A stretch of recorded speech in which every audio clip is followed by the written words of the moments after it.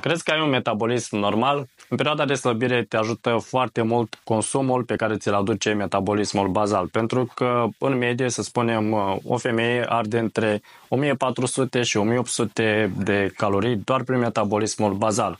Iar consumul total zilnic cu toate activitățile pe care le face o femeie sedentară se ajunge la 1800-2000 de calorii. Deci, mare parte din toate aceste arderi de pe durata zilei vin din metabolismul bazal. Sunt formule prin care poți să afli estimativ care este valoarea în cazul tău, dar cuvântul cheie aici este estimativ, pentru că poți să obții prin formule o valoare de 1500 de calorii, dar în realitate valoarea poate să fie mult mai mică în cazul în care nu te-ai antrenat cu greutăți în ultimii ani.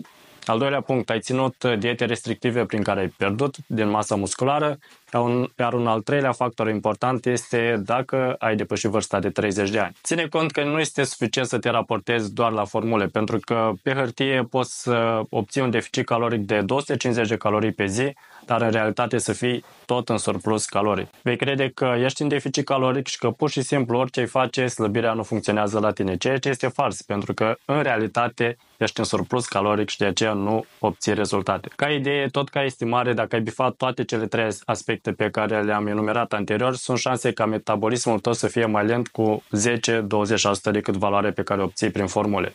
În imagine este corpul meu în două situații diferite când aveam între 64 și 65 de kilograme. De aici poți să-ți dai seama mai exact la ce m-am referit cu rezultatul pe care îl obții din formule, pentru că în ambele poze aveam aceeași greutate, iar rezultatul obținut prin formule este exact același, doar că în poza din dreapta, în care este rezultatul mai bun, se vede clar că este mai multă masă musculară, ceea ce înseamnă că metabolismul este mai accelerat. Vrei să slăbești? Creează-ți un cont gratuit pe slimon.ro și acolo vei găsi tot ceea ce ai nevoie, inclusiv cum să calculezi metabolismul bazal, cum să ajustezi și care este consumul caloric zilnic. Linkul este în bio, la secțiunea de comentarii sau în postare.